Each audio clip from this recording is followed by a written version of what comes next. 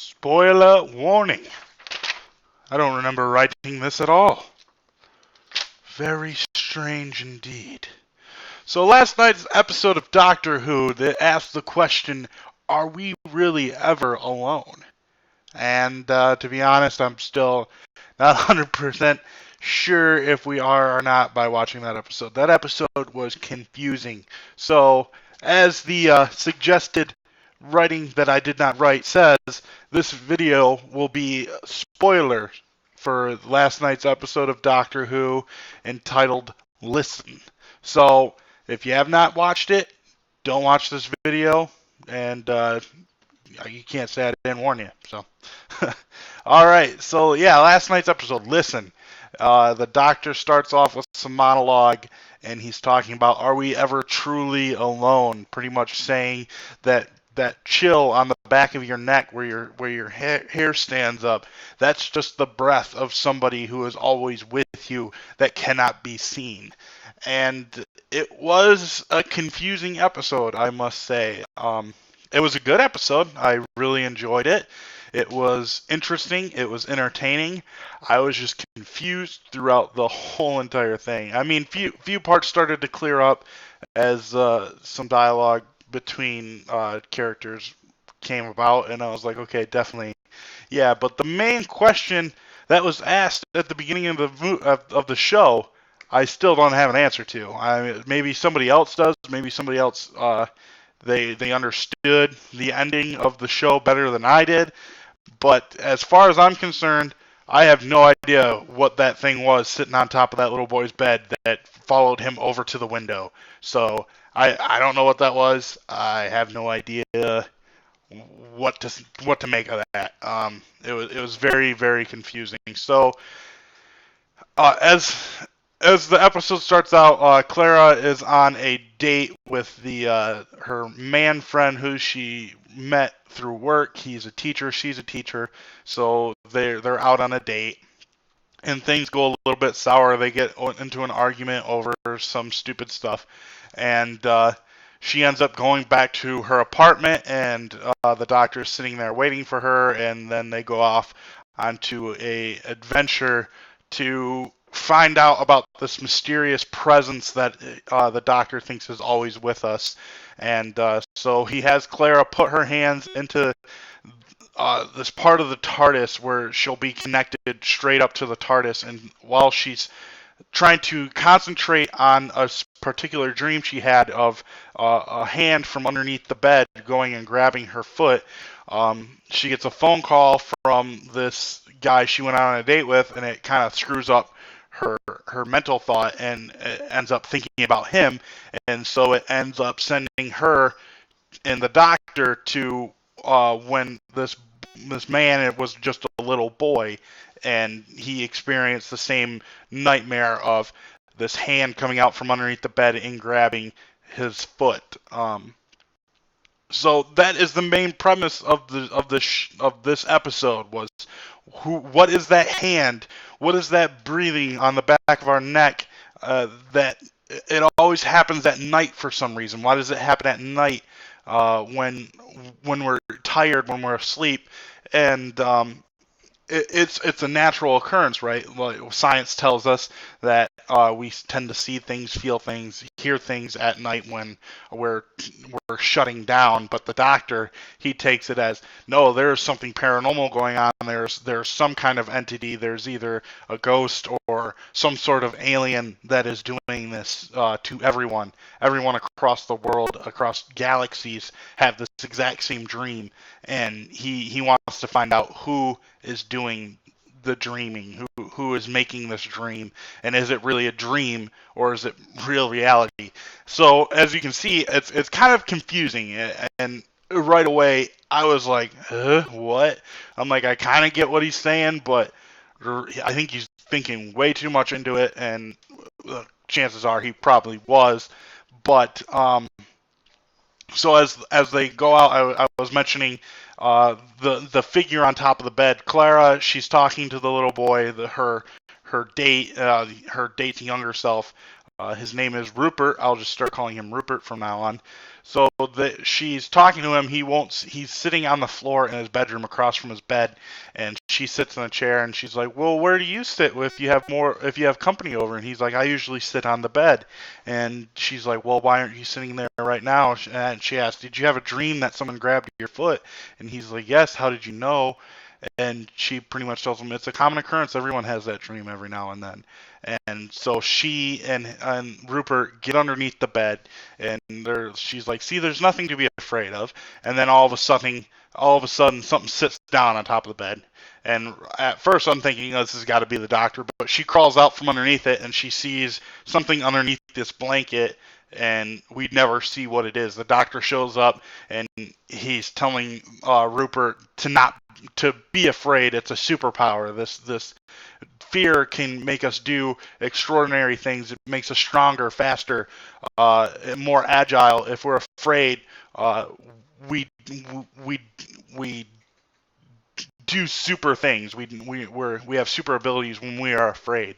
So he's like, the best thing we can do is not look at it. So they all go over the window. They're staring out the window, and the entity, whatever it was, gets off the bed and walks over to them. And Rupert looks around, and then he looks back right away because the doctor tells him, don't look.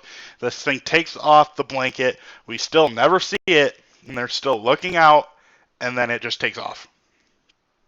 So, okay, what was it? So now they kind of calm Rupert down. The doctor does some sort of doctor mind trick on him, makes him fall asleep, and scrambles all of his memories so he won't remember it.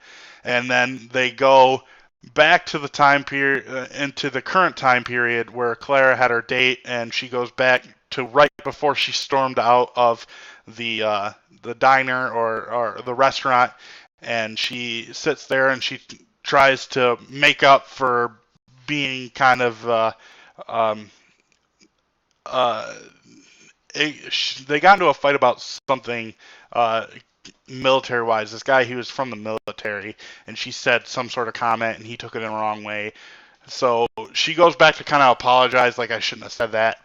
And she accidentally, he goes by the name Danny now instead of Rupert. She accidentally calls him Rupert, and he's like, how did you hear that name? Nobody knows that name. So he kind of tells her, "You're hiding something from me. I don't want to talk to you until you tell me the truth."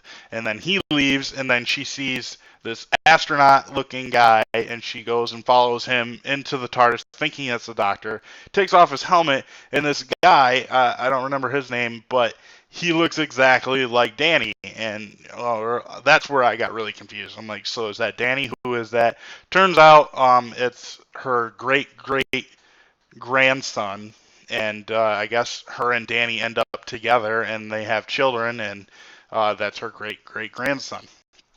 So, um, it was all very confusing. He's at the end of the universe, and pretty much all of the universe has been destroyed, and he wants to go back in time to be with his family because there's nothing left. So the doctor takes him to the end of the universe again, and he wants to know what this entity is because the entity is following him around. Now everybody's entity that's always been following them around, they no longer have somebody to follow except for this long descendant of Clara, and so he wants to see what it is, and of course it doesn't show it, and we finally get to the point where it's assumed that that guy is Clara's distant relative, and then the doctor gets knocked out because of this entity, which we never see. So again, it's very confusing. Then finally, it goes to Clara tries to get them out of there. She puts her hands back into the TARDIS, and it time travels them out. And she goes outside the TARDIS to investigate, and she's in a barn. There's hay everywhere, and there is a child sitting on a bed that is crying, and some people walk in, and so she hides underneath the bed. And these people are trying to tell this young boy to come back inside. He must be in an orphanage or something. And so they leave, and inside the TARDIS, the Doctor yells out to Clara or something, and the little boy starts to get up off the bed, and that's when Clara reaches out and grabs the little boy's leg. So now it's like, so are you implying that the person underneath the bed the whole entire time is Clara, or what?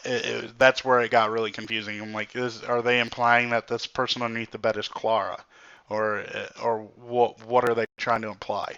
So as she convinces the boy to lay back down, she whispers to him to lay back down and everything will be all right. And so he does. And she goes to walk away, go into the TARDIS. And then she turns back around and she remembers something that the people said before they left the little boy that was in the barn. They say he'll never be a Time Lord.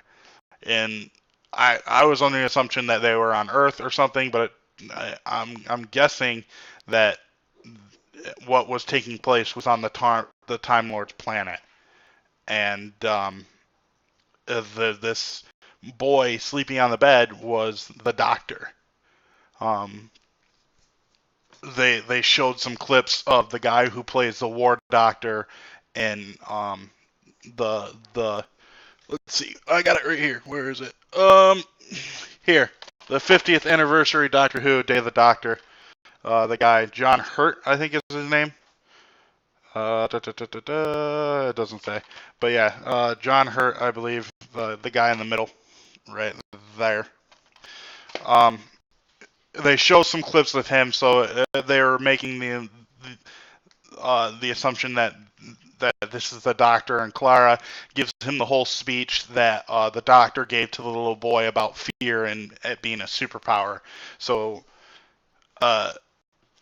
I'm assuming that's what they meant, that this little boy is the Doctor, which I'm pretty sure that is true. So other than that, I have no idea like what that entity was in the beginning of the show with the little boy Rupert and that was sitting on his bed. We understand now that the Doctor got the whole thing from Clara grabbing his leg, and that's all I got. And then Clara makes the Doctor promise to never go back to that certain point of time, never step outside of the TARDIS, ever, because he can't know what that was. Otherwise, it would screw up the time continuum, whatever you want to call it. It would screw up everything.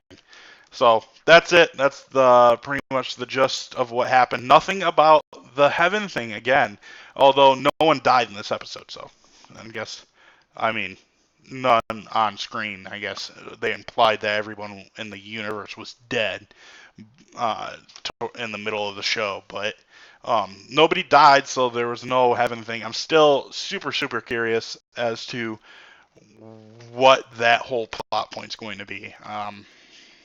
I am.